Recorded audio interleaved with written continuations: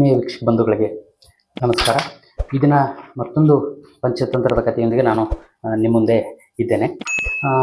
ಇಲ್ಲಿ ಉಪಕಾರವನ್ನು ಮಾಡುವಂತಹ ವ್ಯಕ್ತಿ ಕೆಟ್ಟವನಾಗಿದ್ದರೂ ಸಹಿತ ಉಪಕಾರವನ್ನು ಪಡೆದಂಥವರು ಆತನಿಗೆ ಒಳಿತನ್ನೇ ಬಯಸ್ತಾರೆ, ಆತನ ಶ್ರೇಯಸ್ಸನ್ನೇ ಬಯಸ್ತಾರೆ ಅನ್ನುವಂತಹ ಸಂದೇಶವನ್ನು ಹೊಂದಿರುವಂಥ ಒಂದು ಪುಟ್ಟ ಕಥೆಯನ್ನೇ ಇವತ್ತಿನ ದಿನ ನೋಡೋಣ. ಈ ಕಥೆಯ ಹೆಸರು ಕಳ್ಳ ಹಾಗೂ ವೃದ್ಧ ವ್ಯಾಪಾರಿಯ ವಧುವಿನ ಕತೆ ಅಂತ ಹೇಳಿ.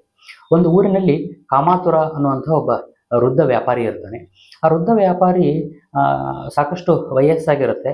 ಆತನ ಹೆಂಡತಿ ತೀರಿಕೊಂಡಿರ್ತಾಳೆ. ಆತನ ಹೆಂಡತಿ ತೀರಿಕೊಂಡ ಕಾರಣದಿಂದ ಆತ ಕಾಮತೃಷೆಯಿಂದ ಬಳಲ್ತಾ ಮತ್ತೊಂದು ಮದುವೆಯನ್ನು ಮಾಡಿಕೊಳ್ತಾನೆ.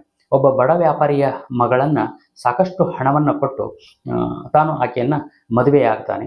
ಹಾಗೆ ಆಕೆಯನ್ನು ಮದುವೆಯಾದಾಗ ಸಹಜವಾಗಿ ಆಕೆಗೆ ಈ ಮುದುಕನ ಜೊತೆಗೆ ಮದುವೆ ಆಗೋದಕ್ಕೆ ಇಚ್ಛೆ ಇಲ್ಲದೇನೆ ಮತ್ತು ಬೇರೆ ಯಾವ ದಾರಿಯೂ ಇಲ್ಲದೇನೆ ಭಾಳ ಬೇಸರದಿಂದ ಈತನನ್ನು ಮದುವೆ ಆಗ್ತಾಳೆ. ಹಾಗೆ ತುಂಬ ಬೇಸರದಿಂದ ಆಕೆ ಮದುವೆ ಆಗಿರೋದ್ರಿಂದ ಆಕೆ ಆ ಬೇಸರದಲ್ಲಿಯೇ ತುಂಬ ಕಾಂತಿಹೀನಳಾಗಿ ಈತನ ಜೊತೆಗೆ ಬದುಕನ್ನು ನಡೆಸ್ತಾ ಇರ್ತಾಳೆ.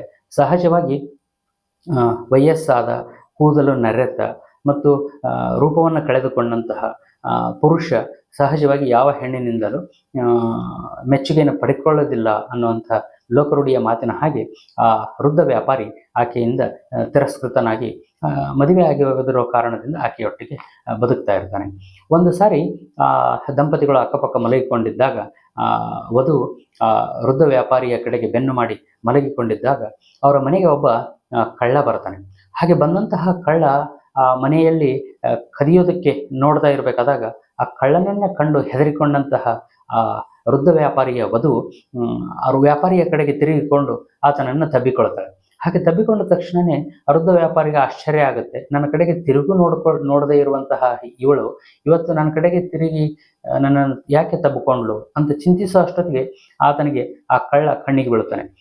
ಆವಾಗ ವೃದ್ಧ ವ್ಯಾಪಾರಿ ಚಿಂತಿಸ್ತಾನೆ, ಈ ಕಳ್ಳನನ್ನು ನೋಡಿ ಹೆದರಿಕೊಂಡು ಈಕೆ ನನ್ನನ್ನು ತಬ್ಬಿಕೊಂಡ್ಳು, ಹಾಗಾಗಿ ಕಳ್ಳನಿಗೆ ನಾನೇನಾದರೂ ಉಪಕಾರವನ್ನು ಮಾಡಬೇಕು ಅಂತ ಅಂದುಕೊಂಡಂತಹ ವೃದ್ಧ ವ್ಯಾಪಾರಿ ಆತನಿಗೆ ಹೇಳ್ತಾನೆ, ನೋಡು, ನಿನ್ನ ಕಾರಣದಿಂದ ನನ್ನನ್ನು ಸದಾ ತಿರಸ್ಕರಿಸ್ತಿದ್ದಂತಹ ಇವಳು ಇವತ್ತು ನನ್ನನ್ನು ತಬ್ಬಿಕೊಂಡಿದ್ದಾಳೆ. ಹಾಗಾಗಿ ನಿನಗೇನು ಬೇಕೋ ಈ ಮನೆಯಲ್ಲಿ ಅದನ್ನು ತೆಗೆದುಕೊಂಡು ಹೋಗು ಅಂತ ಹೇಳ್ತಾನೆ. ಹಾಗೆ ಹೇಳಿದ ತಕ್ಷಣ ಕಳ್ಳ ಹೇಳ್ತಾನೆ, ನಾನು ತೆಗೆದುಕೊಂಡು ಹೋಗೋದಕ್ಕೆ ನಿನ್ನ ಮನೆಯಲ್ಲಿ ಏನೂ ಉಳಿದಿಲ್ಲ.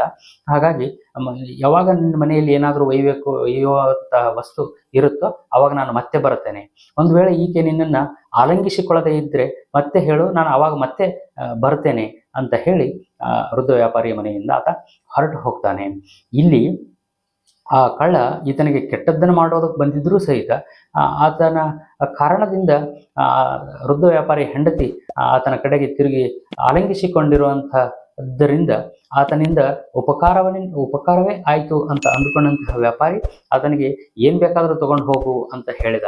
ಹೀಗೆ ಉಪಕಾರವನ್ನು ಮಾಡಿದಂತಹ ವ್ಯಕ್ತಿ ಕೆಟ್ಟವನಾಗಿದ್ದರೂ ಸಹಿತ ಉಪಕಾರವನ್ನು ಪಡೆದಂಥವರು ಅವರಿಗೆ ಒಳಿತನ್ನು, ಅವರಿಗೆ ಶ್ರೇಯಸ್ಸನ್ನು ಬಯಸ್ತಾರೆ ಅನ್ನುವಂಥದ್ದು ಈ ಕಥೆಯ ತಾತ್ಪರ್ಯ. ಧನ್ಯವಾದಗಳು.